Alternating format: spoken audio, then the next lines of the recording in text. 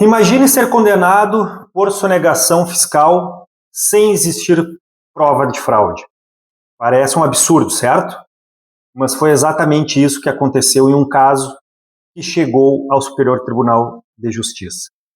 2 empresários foram acusados de sonegação fiscal porque a empresa deles utilizou créditos de ICMS. O ICMS é um imposto sobre a circulação de mercadorias. E as empresas podem usar créditos desse imposto como uma espécie de desconto para pagar menos tributo ao longo da cadeia de produção. O problema começou com algumas notas fiscais de fornecedores.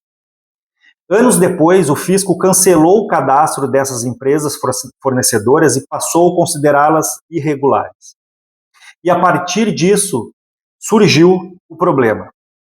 O raciocínio foi o seguinte: se essas empresas eram irregulares, então talvez as vendas nunca tenham existido. Ou seja, talvez aquelas notas fiscais fossem notas frias, documentos usados para simular operações e pagar menos imposto.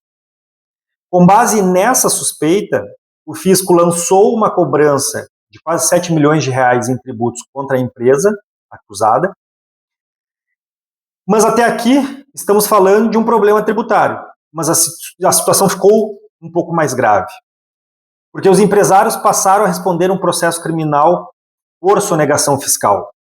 Eles foram julgados, foram condenados, e o Tribunal de Santa Catarina manteve essa condenação de primeiro grau.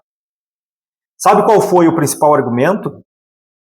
Que a empresa acusada não conseguiu provar no processo administrativo que aquelas compras realmente foram realizadas.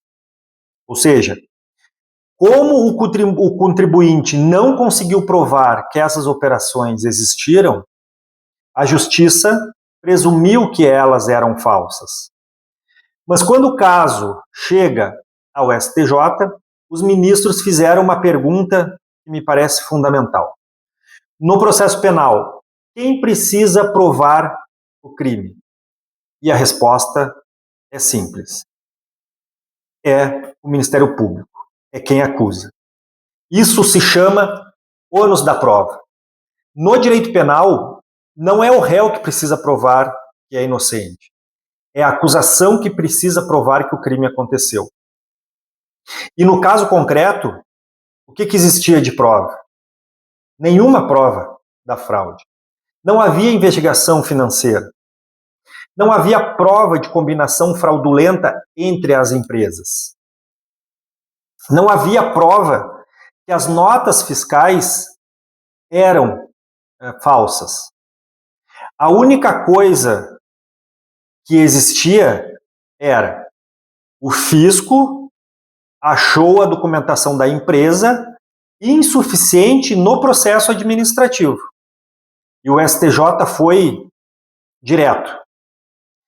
A falta de prova no processo fiscal, no processo administrativo, não pode virar prova de crime no processo penal. Porque uma coisa é o contribuinte não conseguir comprovar uma operação para o fisco no processo administrativo. Outra coisa completamente diferente é afirmar que houve fraude para efeitos criminais. O crime exige a prova clara da conduta fraudulenta. E como essa prova não existia, o Superior Tribunal de Justiça absolveu os acusados.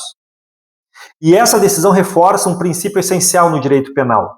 Ninguém pode ser condenado porque não conseguiu provar a sua inocência.